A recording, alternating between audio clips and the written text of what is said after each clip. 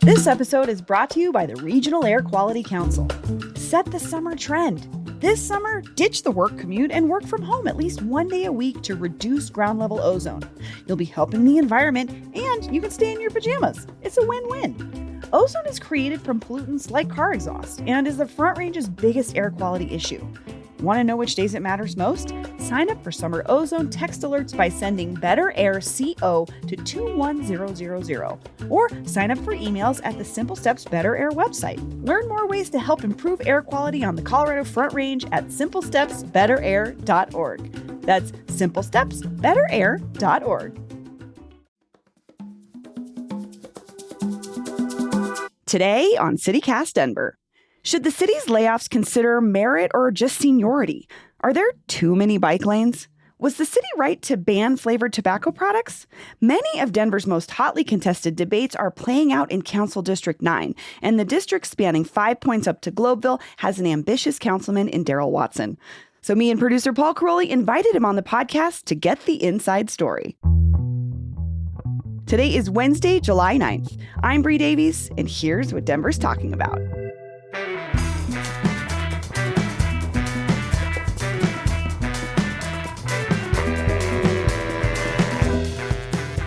Producer Paul Karolyi is here. Hi, Paul. Hey, Bree. We have a special guest today. He's never been on the show before. We have Councilman Darrell Watson. Welcome to CityCast Denver. Hey, thank you so much, Bree. Thank you so much, Paul, for having me. So you represent one of the oldest and most varied districts. It includes 5 Points, Rhino, the National Western Center. What's happening in District 9? I got to tell you, Bree, there's so much that's going on. We have, like you said, one of the oldest districts with 5 Points and all the good work that's necessary there. Globeville, Erie, Swansea.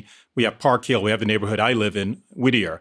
I'll speak a little bit to 5 Points. I love Welton Street corridor. I chose to live in Denver and live in Whittier because I wanted to be adjacent to 5 Points.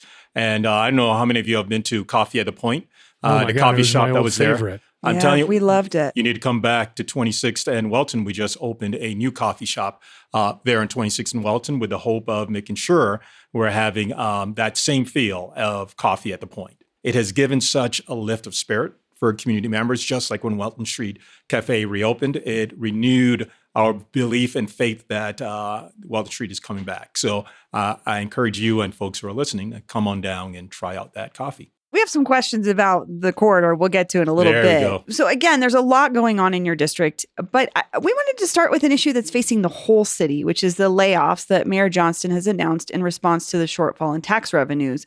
I think a lot of people are worried about this. What is your message to city employees right now? Well, there are two things. The situation the city is in is a tough situation. We have about a $50 million shortfall for this year. We have about a $500 million forecasted shortfall for 2026. That's a forecast. And $500 million? Last I heard it was $200 million. Don't quote me on the $500 million. I've been on vacation for about 15 days. So it is $200 million is what he estimated. And I want to make sure I affirmatively stated that number. But what I want to communicate to employees and career services folks is that even though that number seems scary, it is simply a forecast. It is my estimation and my belief, I have 30 years in finance, that we're going to be seeing different numbers as we come to the fourth quarter. But there are furloughs that are occurring with city employees. There are amazing protections because you are protected through career services. And there are very clear rules for furloughing, even before we begin having discussions about any layoffs that possibly could happen in 2026. Well, they're talking about layoffs now, though. That's what the mayor said. Yeah, at the end of this last week, month, we're expecting potentially. This month. Correct. And my point once again to employees are that there are strong protections for employees in every department. Any types of targeted layoffs are going to be based on really several criteria, and that is part of the new rule that was passed through Human Resources. And that was a part of contention, right? There was the point of contention around that approach, how the mayor is going to decide who gets laid off. You signed a letter, right? I didn't. I was not. Oh, you were not present. You correct. were one of the. Yeah. So it was two of us that were not there, and I will say I think there's been a lot of discussion on long tenured folks being directly more so impacted than folks who are newly hired. So there was a contention and fear that the long tenured process was completely being removed. That has not been the case. Well, that was what it was before. It was entirely based on tenure, and now it's only about 25% of the weighting is what I saw the reporting about this. You say you didn't sign the letter. Correct. 11 of your colleagues signed a letter saying, "Don't make this change. We like it better when it's only based on tenure." Would you have signed that letter?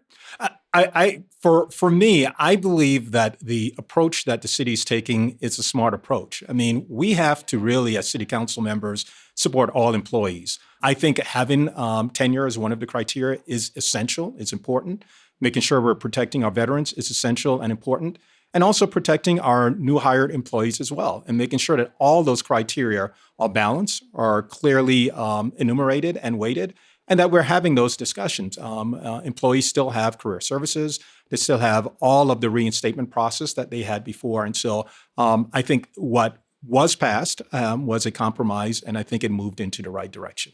Well, I think the interesting point that I heard, the interesting argument on the other side of this was from someone from the Office of Social Inclusion and was it social equity and inclusion? Yeah. And they were making the case that it does put the power in the manager's hands. And this person was making the case that would introduce the possibility for bias and for managers to be making decisions based on, their own implicit biases versus just having the objective measure of years served. What do you think about that argument? We are biased humans, and the idea that somehow implicit bias is not currently involved in the process. I had a 30-year career in which I hired hundreds of folks. There's implicit bias that's available, that's there, and still once folks are doing bargaining units, there's also going to be the union process as well. So there are multi-layers of protections for employees, and my focus as a city council member now that this rule is in place is to make sure city council employees have the facts and that we are making sure that HR in our regular requests and reviews of their process on an annual basis, a quarterly basis, when they come before our committees, that they're executing it in a way that's not biased. We want to talk about business. And I have to bring it up because you've mentioned twice now, you had a 30-year career in finance before you ran for council. I didn't know that about you. Yeah, I didn't know that either. What did you do? I'm older than I look. I look young, but yes. I had my career began in banking, and then for 23 years, I worked at Teachers Insurance Annuity Association, just right down here at 1670 Broadway for 23 years. We helped to support educators and nonprofits build retirement income. And I loved that job. Interesting. Well, it just makes me even more curious about asking you about the business side of this whole equation around layoffs, which is the tax revenues seem to be down. Like you're saying, we don't know exactly how far down, but we know they're down. And we've heard business owners complaining for months and months and months. They say Denver's not a great place to do business. So the question to you is, what have you done since you got elected to make Denver a better place to do business? Yeah, I think there are two things that I focused on. I was elected to support the residents of District 9.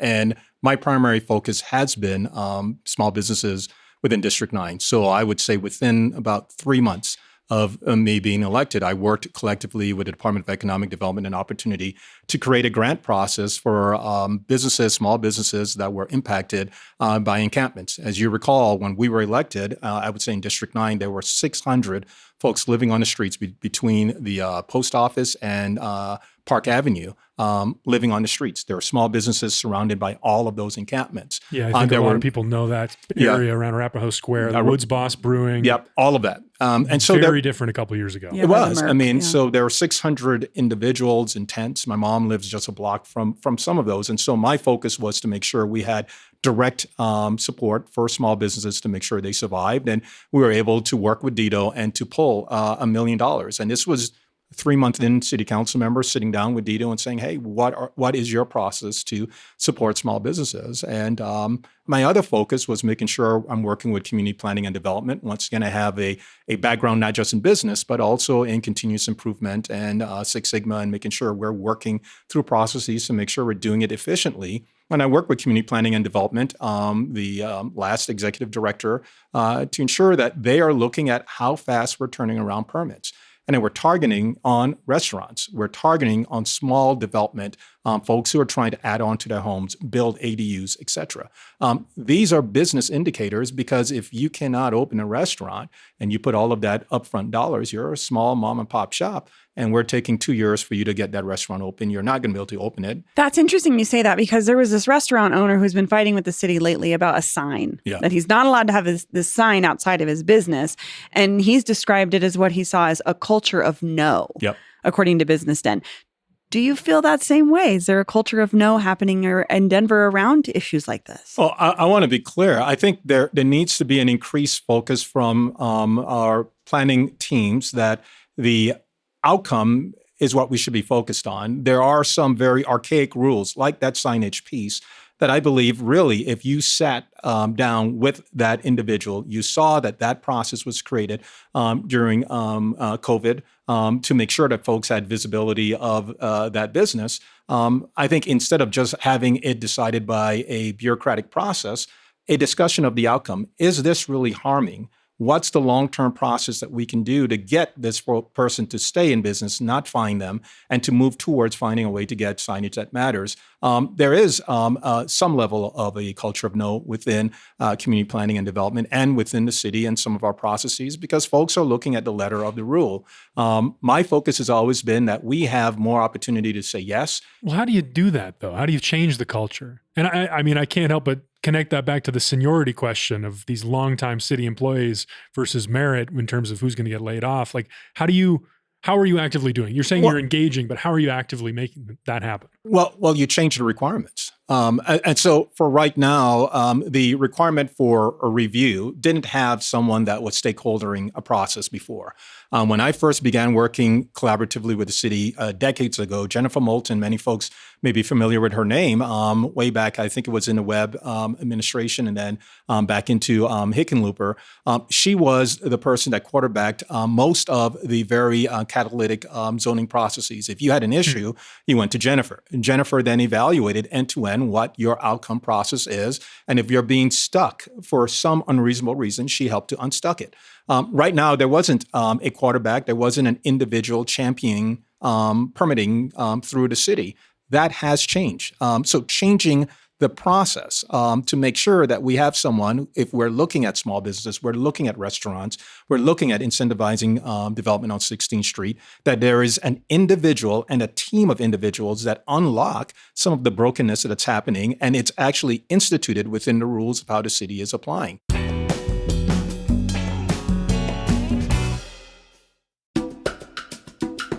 This episode is brought to you by Denver Botanic Gardens. On Saturday and Sunday, July 19th and 20th, the Lavender Festival is back at Denver Botanic Gardens, Chatfield Farms. From 9 a.m. to 4 p.m., you can enjoy over 2,000 lavender plants at Chatfield Farms Lavender Gardens. The festival is family-friendly and includes live music from local bands, artists with lavender wares for sale, food and drink, barrel train rides and lawn games, and so much more. You can go on a tour of the dye garden and check out weaving and spinning demonstrations, and meander along the walking trails and curated gardens at Chatfield Farms. Oh, that'll be good, actually. I don't think we have any lavender plants in our yard, but I should see, because Greg would maybe like to get some tips. We are learning different types of plants that can and cannot survive in our desert yard, so we'll see. Tickets must be purchased in advance, so get yours today at botanicgardens.org. That's botanicgardens.org. This episode is brought to you by MultiPass. Proudly based in Denver and deeply rooted in the local event and creative scene, MultiPass is an event ticketing platform that handles both ticket sales and memberships. So, say you run a yoga studio that puts on big events for the public, but also has a devoted member base that shows up for regular classes. MultiPass makes it easy to offer special pricing or perks for your members while charging a different rate to non-members, all automatically without needing promo codes or manual tracking. This not only helps you reward your most loyal guests, but also gives people a real reason to check out what your community has to offer and become a part of it. MultiPass is designed to help everyone in the event ecosystem win, not just the platform. Yeah, I mean, honestly, if I was running a DIY space right now and I could make a membership program so you could just pay for a membership and go to whatever show you want, it'd be genius. This is genius. I just get back into DIY show promoting, Olivia. Watch out. Learn more at multipass.com. That's multipass.com. This episode is brought to you by Cinema Q. Cinema Q is Colorado's only queer film festival. Put on by Denver Film, this 3-day event showcases a curated slate of the best new queer films, all premiering in Denver for the first time. Enjoy 10 brand new movies along with a collection of shorts, plus parties, special events, film panels, and a marketplace highlighting local queer vendors and artists. Cinema Q features romantic comedies, documentaries, horror, sci-fi, and retellings of classics, all through a queer lens. Grab your tickets for Cinema Q, running August 8th through the 10th at the C Film Center. This is a film festival of gay films, and if there's anywhere in the world I ever want to be, it's amongst queer folks watching movies about queer folks and queer stories and queer life. It's lovely. It's beautiful. For tickets, more info, and a full calendar of events, visit cinemaq.eventive.org/welcome or check the show notes for an easy link. All right, before we move on from business, there's one thing I got to get your take on, because I don't think I've seen you on record on this. Soon there will be a debate in Denver. The governor has challenged Denver to make a change to our minimum wage law. Yeah. The legislature passed a bill allowing municipalities to lower their tip minimum wage, which means people who work for tips wouldn't be paid, relatively less than they are now. Is this something that you would support, making that change? Well, there's two things. There's not a change that's on the board right now. And so there's no one has a proposal for a specific change. What we do know is that the tip credit was signed by the governor, and you cannot reduce the tip credit by below $3.02. That is really where the baseline is at. I think we need to have a robust discussion to see, can Denver and Denver restaurants continue to have a tip level or a minimum wage level that far surpasses the state? Is it sustainable? Are we seeing impacts to restaurant starts? Are we seeing impacts to restaurants closing? If restaurants continue to close at the clip that they're closing, and they're saying they're closing because they can't afford to do it, then it's hurting working class people. So we're going to have a big debate on it. But even that tip credit bill was a marathon of compromises. And I don't think either side, whether it was the restaurant workers or their associations and or union members, were satisfied with the outcome. So I think we need to have that debate. But I don't discuss hypotheticals until I see if someone wants to put something forward after January 2026, which the law provides for, then let's have a debate on that. Well, why not tell us now? The governor has challenged you all in Denver to make this change. We all know what the change is. Our listeners have followed this debate. They know these details you're talking about. Do you want to lower the tip minimum wage here in Denver or not? I have no plan in front of me, Paul. And once again, I don't do hypotheticals. I believe the compromise is there. I need to sit with my constituents. I need to sit with city council members to see where that is at. And so I think it, for right now, a hypothetical of what I will do without clear language and direction, for me, is something that I choose not to do as a city council member. Fair enough. We want to talk to you about transportation, because the Denver Gazette reported recently that you are an avid bike rider. Is that true? Avid? Yes. So the mayor's been rolling back a lot of plans for bike lanes and removing bike infrastructure, and a lot of your fellow avid bicycle riders are livid about this. How do you feel about it? Well, I think, and I meet with a lot of the bike groups like the Bike Lobby and Bike Denver, all of them, and we speak on a regular basis. Where my focus has been in District 9 is where bike infrastructure has made sense. I'm supportive, and I'm working collaboratively with Dottie and across the city to make sure that we are replacing unnecessary infrastructure with things that actually work, like speed cushions and the bollards and all of those things work in some places. They don't work everywhere. And so I'm looking at a balance of what to do there. And every meeting that I've had with teams for bike leadership, they've communicated they're looking for a balance, and they understand that there are places where these things work and there are places where they don't. This has been such a fascinating conversation. I feel like we've really gotten to know you a lot. I'm hearing compromise. I'm hearing balance. Those are big words for you so far. They're important. Is there anything where you're like, no compromise, this is the 100% right thing, and I'm going to push for it relentlessly? Because that's the mayor's approach sometimes. Well, I mean, once again, the mayor does what the mayor does. For ending sales of flavored tobacco, I had, this is a bottom line, you're killing children. You're selling poison to our youth. You're creating fruity pebbles vapes. I think that's a problem. I had a flat out no negotiation on that. We were going to pass that bill, and we did. And so there are things that are very clear for me. I am not an ideologue, Paul and Bree. I come into this work as someone who I believe I had the skill set to do this. I had a love of my community, and I wanted to work with folks on solutions for tough things, and that's what I do. But there are things in which I am very clear. If you're poisoning our kids, poisoning our communities, I have absolutely no problems with pushing back hard and being clear on that. So you're ready for that fight because it sounds like it's coming back. Well, it will. And we knew it was going to come back. And it is our focus that I think people are going to be more concerned about protecting our children. I mean, we are not stopping vape shops from selling vapes. We're setting Fruity Pebble Pop vape is not for a 21-year-old. These are for children. Well, one last coming back to transit, but also a little Don't get me riled up, Bree. I know. Honestly, I could talk to you all day about this because I have a child and he's only 4, but I'm thinking all the time about how I have to have those conversations. And I have a friend who just told me yesterday the fight she's having with her 15-year-old about vaping and friends supplying it. She caught a friend sitting outside the house waiting with a vape to hand off to her daughter and her son intercepted it. Yeah. Like, it's crazy. I mean, I also grew up in the era of we still had cigarette ads and we could smoke. The year before I started high school, you could smoke on campus. Yeah. So it has come a long way. It has, yeah. But vapes brought a whole new. That was actually a marketing thing they said. You've come a long way. Try this. Yeah. Suck on a battery. No.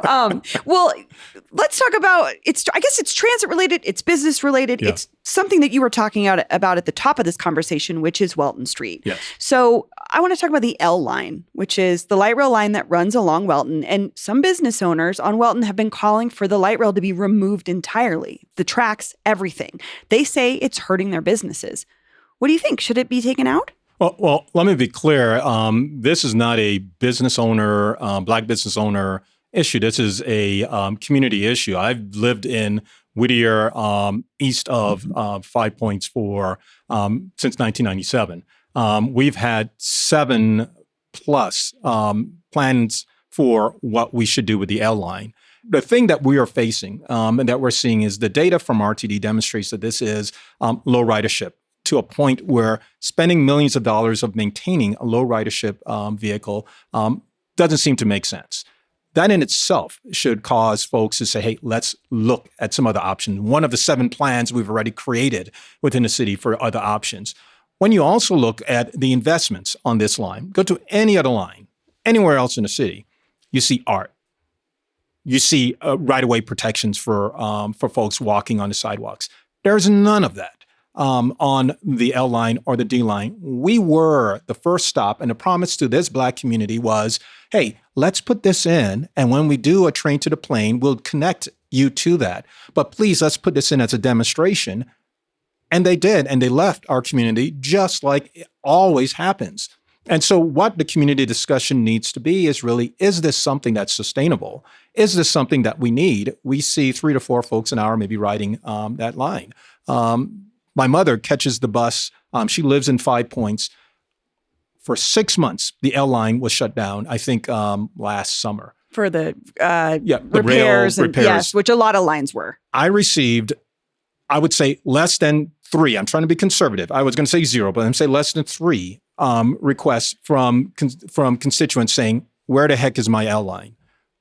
There was simply a schedule that same year, last year, of possible changes to the bus lines on California.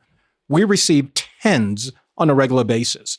Community members are saying, this is the type of the mode of transportation that I use, and we need to pay attention. The businesses along the L line, you can't even plant trees next to those businesses because the proximity to the train, if you've been down to Welton Street, those trees die.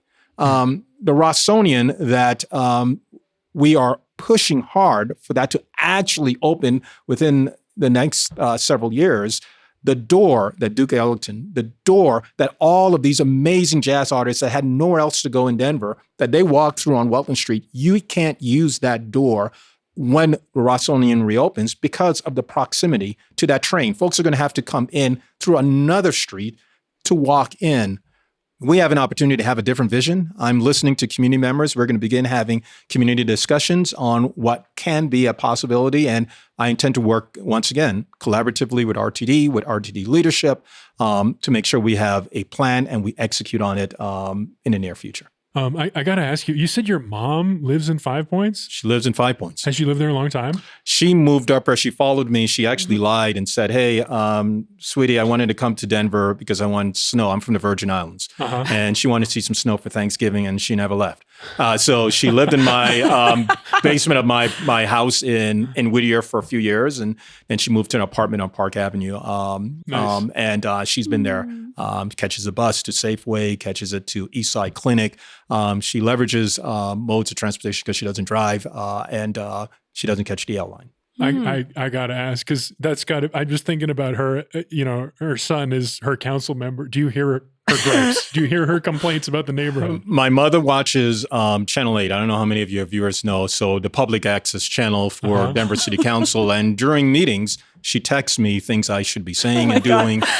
She provides commentary on votes. And she also will speak to council members when she sees them and communicates her thoughts on it. So yes, my mother is a mother. And she's a West Indian mother, if you know West Indians. And so she provides ample. If she was actually listening to this, I would be getting texts right now as well. Well, we'll make sure she gets a link. Get her feedback. Yes. She's amazing. She's amazing. She's my hero. Sorry to go back for a second. You said you were going, you're full bore on the flavor tobacco ban. Yeah. There was something else that reminded me. I heard you in that mode. Part of the reason why I was excited to have you on the show was you were in the vote about the National Women's Soccer League Stadium. Oh yeah. You were very, very enthusiastic about your yes vote on getting that stadium along the path. I know it's not, the subsidies aren't for sure yet, but getting that stadium along the path to eventually give them the subsidies so it would be more of a public-private partnership. You were like quoting Federico Pena. Come on now. Imagine a great city. That was some very big talk. And I was like, does this guy want to be mayor? I don't want to be divorced. And so, no, my husband and I have been together for 20. We celebrated our 20th anniversary, and he's given me permission to run for city council this term. But that's it. And that's so it. Far. And if I will be running again in 2027, but I have no ambitions. I think that's a great thing for me, and as for folks in my district. I'm retired. I retired in 2020. I am not seeking anything more. I don't need anything. I feel that this role is something that I think I'm very good at. Why I quoted Mayor Pena, because there was a lot of discussion about when the economy is rough and our tax and sales receipts are low, what should we do? And there was some talk that this is when we pull back and we don't invest large. And Federico Pena is one of my political heroes, because when he was elected, our recession was stronger and harder than it is now. Our vacancy rates downtown were lower than they are right now. And with no money, he began negotiating with Union Pacific to buy the railroad's tracks behind the Union Station, so that we could have that development today. He would not have. Wasn't able to execute on it, but he did the work for that. His focus on preserving lower downtown, that was him. He led that process along with many other great folks like Dana Crawford and others, but we needed a mayor to do that. He negotiated with Major League Baseball to bring a baseball team to Colorado, to Denver, where the elevation would make pitching horrible. And he still did that. He looked at Kurgan Hall to say we should have a convention center and a convention center hotel. He saved the Mayan, all of this with no money. And my focus is, if we were to pass on a national women's soccer team, which I think is amazing for sports, to have these amazing women who are winning Olympic medals from Colorado to be able to play in Colorado, it would be a big mistake. We lean in when the city has tight times. And we've seen it historically. We know what to do. And so that's where I was at. Any more questions, Paul? No, I thought that was great. That's a great place to end right there. All right. Well, man. Thanks y'all for having me. Have me back. Yeah, thanks for joining us, Thank you, Councilman Councilman. Watson. This was great. Thanks.